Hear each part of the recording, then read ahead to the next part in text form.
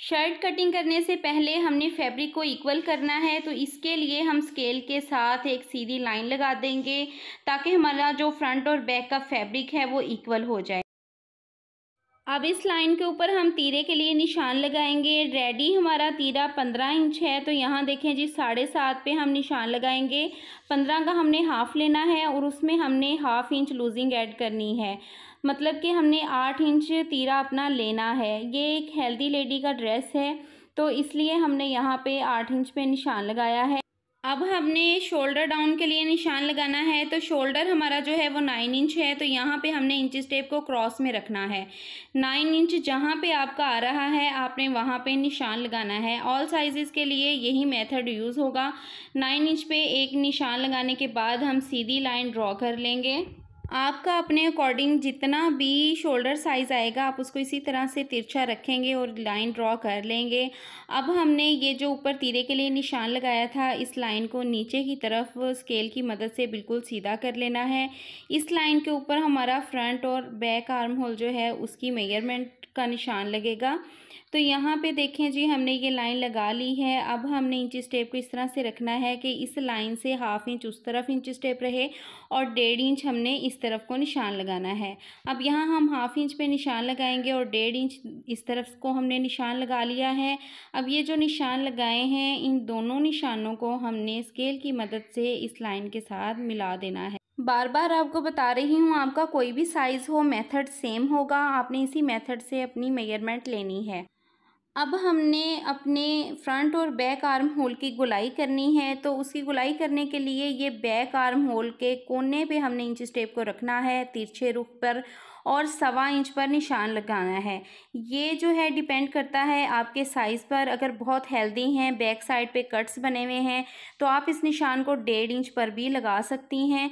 लेकिन अगर कट्स नहीं हैं बैक साइड पर तो आप इसको जो है वो 1.25 इंच पर ही रखिएगा। अब हम अपने बैक आर्म होल की जो है वो गोलाई बना लेंगे। अब आती है बारी फ्रंट आर्म होल की, तो फ्रंट आर्म होल पर भी आपने ऐसे ही तिरछे रुख पे निशान लेना है, लेकिन वो निशान सिर्फ 1 इंच पर होगा और इसकी भी हमने इस तरह से गोलाई बना लेनी है। आपने जब भी शर्ट कटिंग करने के लिए निशान लगाने हैं तो आपने बॉडी ज़रूर अगले की देखनी है कि बॉडी जो है वो हमारी किस तरह से है, क्या बैक साइड पर हमारे कट्स तो नहीं बन रहे। उस हिसाब से इन निशानों की मेजरमेंट में तब्दीली आ सकती है। अब तीरे के लिए मैंने डाउन पे निशान लगाना है ½ इंच का। अब इस निशान को हमने ऊपर जो लाइन लगाई है उसके साथ इस तरह से तिरछा करके मिला देना है। आपने इस निशान को जो है वो तकरीबन 3 इंच ऊपर से छोड़ के मिलाना है, बिल्कुल कोने पे नहीं लगाना। अब इस लाइन के ऊपर हमने अपनी चेस्ट के लिए निशान लगाना है। चेस्ट हमारी जो है रेडी वो 24 इंच है, तो 24 का हमने करना है हाफ़, तो 24 का हाफ़ जो होता है वो 12 इंच होता है। तो यहाँ पर जो है वो मैं 12 इंच पर एक निशान लगा दूँगी। अब हमने कमर के लिए निशान जो लगाना है वो हमेशा की तरह हम 6 इंचेस से डाउन करेंगे और यहाँ पे निशान लगाएंगे। अब इस निशान पर भी हमने एक सीधी लाइन ड्रॉ कर देनी है ताकि आप लोगों को आसानी से जो है वो समझ में आ सके कि किस पॉइंट पर चेस्ट का, हिप का और कमर का निशान जो है वो लगता है। यहाँ पर एक सीधी लाइन ड्रॉ करने के बाद हम इस लाइन के ऊपर लगाएंगे अपने कमर के साइज़ के लिए निशान। कमर का साइज़ हमारा 21 इंच है, तो 21 का जो हाफ़ है वो 10.5 इंच होता है और यहाँ पे हमने 10.5 इंच पर निशान लगा देना है। अब हमने जो निशान लगाना है वो लगाना है अपनी साइड सिलाई का। तो यहाँ पे देखें जी हमेशा मैं 13.5 इंच पे निशान लगाती हूँ, लेकिन कुछ लोगों की चॉइस होती है कि उनको लंबे चौक पसंद होते हैं, तो इनको लंबे चौक पसंद हैं तो इन्होंने यहाँ से जो है अपनी साइड सिलाई कम रखवाई है। 13 इंच पे मैंने निशान लगाया है। अब ये जो हमने 13 इंच पे निशान लगाया है उसके ऊपर भी हमने एक सीधी लाइन जो है वो ड्रॉ करनी है ताकि उसके ऊपर हम अपने हिप साइज़ के लिए निशान लगा सकें। तो यहाँ देखें जी स्केल के साथ हमने अगेन एक और लाइन लगा देनी है। अगर आप प्रोफेशनली कटिंग एंड स्टिचिंग सीखना चाहते हैं, प्रोफेशनल वर्क करते हैं और हर पॉइंट को गौर से सीखना और समझना चाहते हैं, तो मेरी जो हैं वो क्लासेस मैंने अपलोड की हुई हैं। बेसिक से प्रोफेशनल की तरफ आप जा सकते हैं। आप हर क्लास को जो है वो गौर से समझिएगा। एंड पे मैं जो है उसका लिंक भी दे दूँगी और आपको मेरी सिलाई कोर्स का लिंक जो है वो डिस्क्रिप्शन में भी मिल जाएगा। अब हिप साइज़ के लिए हमने निशान लगाना था, तो हिप साइज़ हमारा 24 इंच था, तो 12.25 पे मैंने निशान लगाया। अब इन तीनों निशानों को हमने स्केल के साथ आपस में मिला देना है। देखें जी, आपने कभी भी तजर्बे नहीं करने इस चीज़ के कि आप अपने हाथों के साथ जो हैं वो ट्राइयाँ करें, क्योंकि अगर आप प्रोफेशनल वर्क करते हैं तो कुछ चीज़ें आपको लाज़मी यूज़ करनी पड़ेंगी। कुछ स्केल ऐसे होते हैं जिनको आपको लाज़मी यूज़ करना पड़ेगा, क्योंकि प्रोफेशनल वर्क करने के लिए हमारे जो औज़ार होते हैं ना, सियाने कहते हैं कि आपके औज़ार पूरे होने चाहिए। ठीक है जी, एक स्केल तो आपके पास हर सूरत में लाज़मी ही होना चाहिए। अब यहाँ पे मैं दामन के लिए निशान लगाऊंगी। दामन हमारा 24 रेडी है, तो 12 पे निशान लगाएंगे। अब आप सोचेंगे हिप साइज़ तो 24.5 था, यहाँ पे 12 पे निशान लगा रहे हैं। अगर आप हेल्दी हैं तो दामन आप अपना आधा इंच जो है वो कम ही रखें।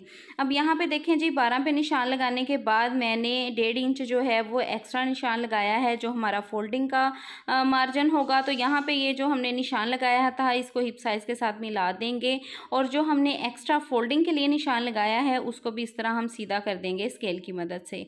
आपने जो है वो एक सीधा स्केल और एक कर्व स्केल लाजमी रखने हैं। अगर आपके पास ये 2 स्केल होंगे ना, तो आप इनके साथ जो है अपनी आसानी के साथ हर चीज़ की मेजरमेंट कर सकते हैं, कटिंग के लिए निशान लगा सकते हैं। अब यहाँ पे देखें, हमने चेस्ट पर भी 1.5 इंच का मार्जिन छोड़ना है, कमर पर भी और हिप साइज़ पर भी। ये करने के बाद हमने इन तीनों निशानों को जो है आपस में मिला देना है, क्योंकि ये हमारे कटिंग के मार्जिन होते हैं, तो इसको हम अपने हाथ के साथ भी इस तरह से मिला सकते हैं। लेकिन जिस निशान पे आपकी सिलाई आनी है ना, उसके साथ आपने इस तरह के कोई भी पंगे नहीं करने, उसको आपने स्केल के साथ ही मिलाना है। अब यहाँ पे एक बात गौर से समझ लें, अगर आपके पास भी ऐसा फैब्रिक है जिसकी आप कटिंग कर रहे हैं, जिसके दरमियान में नेक डिज़ाइन बना हुआ है और साइड पर उसके जो है वो एक्स्ट्रा फैब्रिक आ रहा है, तो आपने हमेशा जो है ना कटिंग उसकी दामन से स्टार्ट करनी है। आपने कभी भी ऊपर से जो है ना वो आर्म होल से नहीं करनी। यहाँ दामन से हम कटिंग स्टार्ट करेंगे और ऊपर की तरफ जाएंगे। और अगर आपके पास सिंपल फैब्रिक है और आपने उसके अपने घेरे के मुताबिक पीसीस कटिंग किए हुए हैं, तो आप ऊपर से भी कटिंग ले सकते हैं। लेकिन ऐसे फैब्रिक की आप कटिंग हमेशा दामन से ही स्टार्ट करेंगे और ऊपर की तरफ जाएंगे, बिल्कुल इसी मेथड के साथ जैसे कि मैं कटिंग कर रही हूँ। फिर आपके कमेंट आते हैं कि हमारी कटिंग में फ़र्क आ रहा है। अगर आप इस मेथड से करेंगे तो कभी भी फ़र्क नहीं आएगा।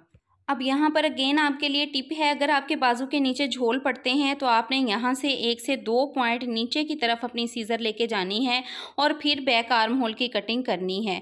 बिल्कुल स्ट्रेट आपने उसकी कटिंग नहीं करनी, इससे भी जो है ना वो आर्म के नीचे जो है वो अक्सर नोक सी बन जाती है, झोल उठता है। तो आपने ये मेथड फॉलो करना है, फिर आपका ये मसला भी हल हो जाएगा। अब यहाँ देखें जी, हमने अपनी शर्ट की कटिंग कर ली हुई है। अब बारी आती है जी हमारी फ्रंट आर्म होल की कटिंग की। तो इस तरह से हम अपना ये वाला हिस्सा पकड़ेंगे और फ्रंट आर्म होल की भी कटिंग कर लेंगे। ध्यान में रखना है कि आपकी शर्ट का बैक साइड जो है ना वो बीच में ना आ जाए। ये हमारे फ्रंट आर्म होल की कटिंग हो चुकी है। अब अगर आप स्लीव्स कटिंग सीखना चाहते हैं तो ये मेरी वीडियो है, इस पे मैंने 3 तरीकों से स्लीव्स की कटिंग बताई है। जो मेथड आपको आसान लगता है आप उसके अकॉर्डिंग अपनी स्लीव्स की कटिंग कर सकते हैं। तो ये थी जी हमारी आज की वीडियो। होपफुली कि आज की कुछ टिप्स हैं जो आपको अच्छी लगी होंगी, आपके लिए इन्फॉर्मेटिव रहेंगी। मिलते हैं जी नेक्स्ट वीडियो में, तब तक अपना बहुत सारा ख्याल रखिएगा। अल्लाह हाफिज़।